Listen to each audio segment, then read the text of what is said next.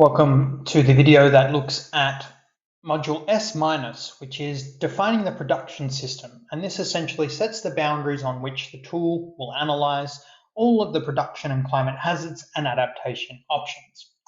There are 4 parts to it, and this is what it looks like when completed. The first part is geographic scope, and then the calculation of cropping area, the key cropping activities, and the seasonal information. The first part of defining the scope of the workshop are through drop-down menus, so you can choose from predefined categories. It's important to note that a file should only be used for one country, even where a production domain goes across multiple countries. Each country within that production domain will need its own file and its own details. And that's because when we cross political borders, contexts change around adaptation options. In the common name, this is what we would generally understand, or most people would generally understand an area to be known as. So it might be the Central Highlands or the Indo-Gangetic Plains, or whatever it is that is the common name of that production domain.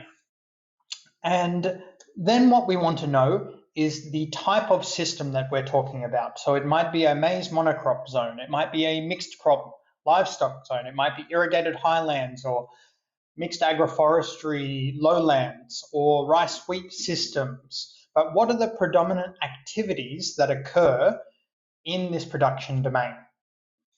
The final 2 boxes here look at the admin 2 and admin 3 level areas so that we can create shapefiles and maps and other things after, and also triangulate the data and see if there's anything that we need to adapt with as time goes. The final element of setting up the workshop is the currency.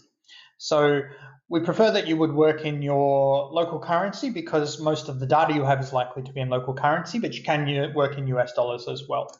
If you were to put, say, the Ghana cedi as your currency, you'll see that it then asks for the exchange rate and it's no longer green. So once a section is complete, it goes to green. The second part then is calculation of the crop area. So what we're doing is taking the gross area, that is the total area, and then working out how much of that area is under cultivation. It's important to note that those 2 numbers are not the same. Gross area includes a lot more than just the cropping area. In some circumstances, you might know that number. In others, you'll need to calculate it. So in this example data that we have, they've not used a calculator. They knew those numbers, but you can use a calculator to help you get there. As we can see, then we can calculate in percentages of area or hectare when you choose, and then we're partitioning between the forest, the non-agricultural land, the barren or uncultivatable, the permanent pastures, the long fallow, and then finally the cropping land. So you can use that calculator to help you if you don't know what the actual cropping area is in a particular location. The third element looks at key cropping activities. So the tool can take up to 12, but once you have put in the crops that you would wish to look at, then simply put N-A or not applicable. What that will mean is that we'll close it out, and then the tool will know that that's the number of crops that you are dealing with. If you've done that, then you wanted to add another crop, you could then write over that field P and then N/A, and then you can add in that way. What the tool then wants to know is what type of crop it is, and then you have the choice of seasonal, annual, or perennial. This just helps when we look at seasonal issues later in the tool. The final element there is seasonal information. How many seasons do you want the tool to consider? So in this case, there are 2 seasons that they want to consider, but if you had put 3, then it would ask for the name of the 3rd season.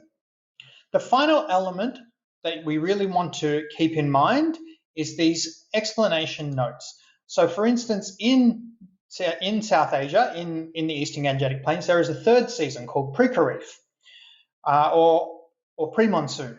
And that's not been included here, but let's just put the analysis that says X, for whatever reason. So tell the tool, some details about what's happened, or if there was any discussion, if there were some crops that were not included, if there were some districts that were not included, what the exchange rate was, which day, anything that helps enrich the data that you've put in. This is what we're really trying to do when we define the production system as part of this S- module.